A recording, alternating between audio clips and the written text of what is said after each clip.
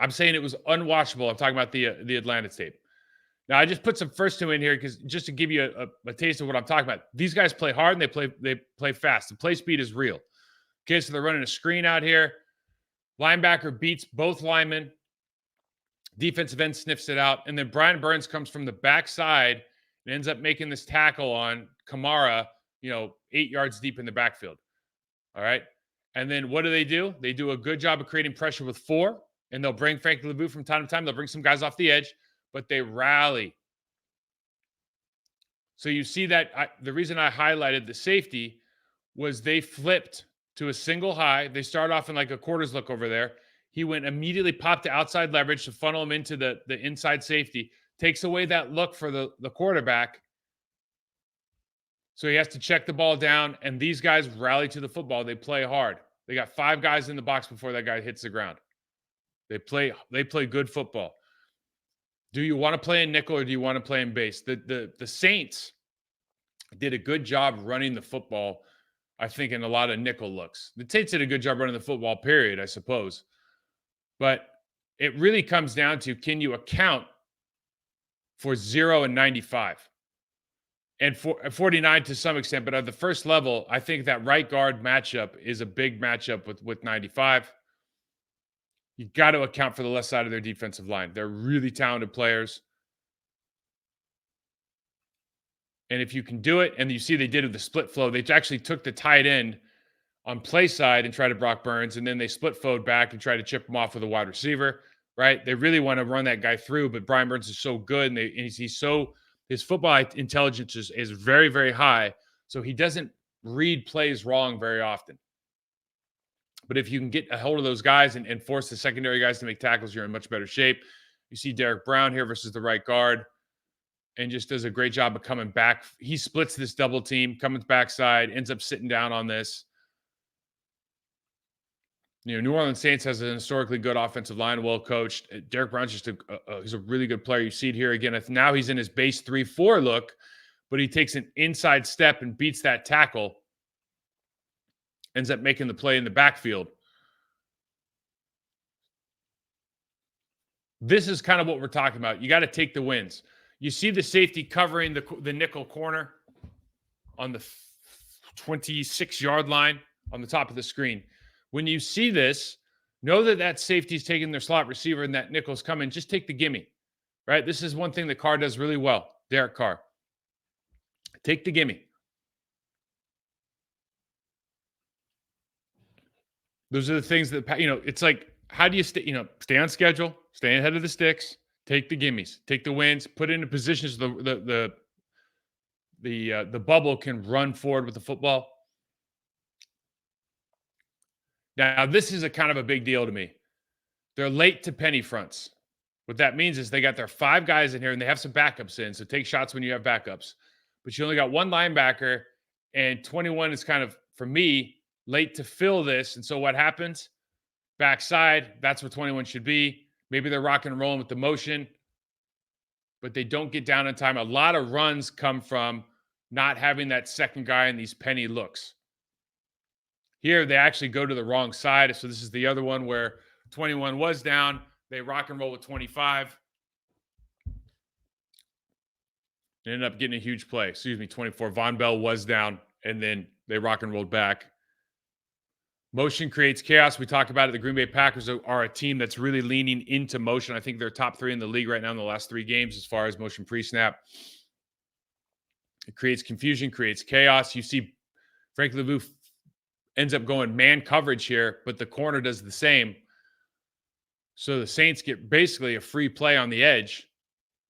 They pull 2, and there's no linebacker to make the tackle at the line of scrimmage, so they end up getting a 20-yard gain. This guy is a threat in the run and pass. I think he's going to take the A-gap here, ends up flushing the quarterback. I love his timing. I love his explosiveness. And now you see, on tape, he's run right through these guards. So these guards are sitting down on it, and he just okey-dokes him, inside move, easy, sack. He's doing it. Once a game, he's affecting the quarterback with the rush.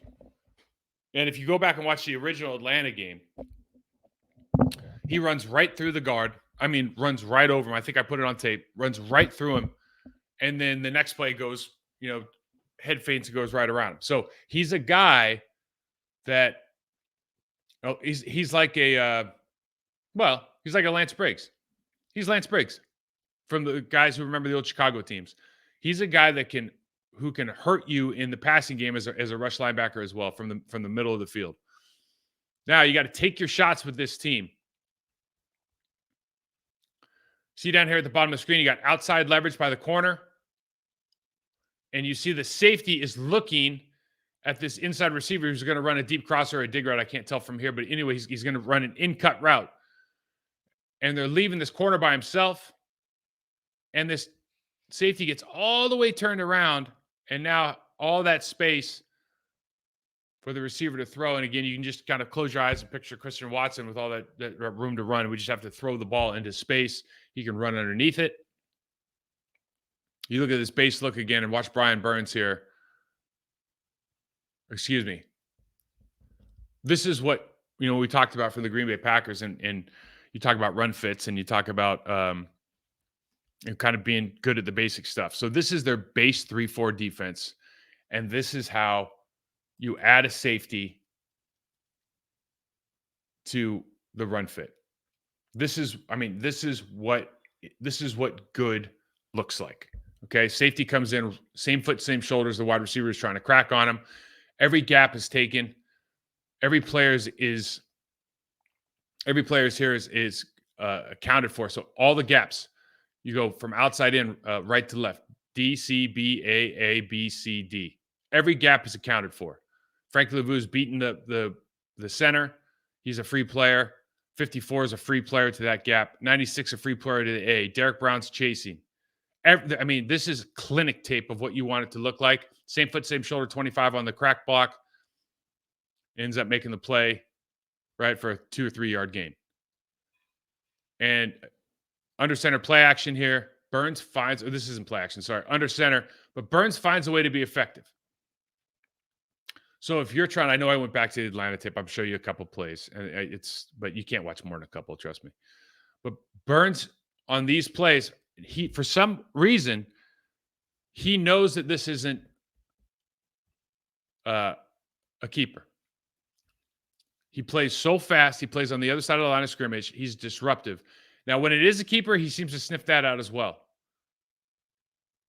Okay? So if you are going to run keepers, you got to put a guy in the backfield that you see this fullback takes a step and then comes back. This isn't Burns, by the way.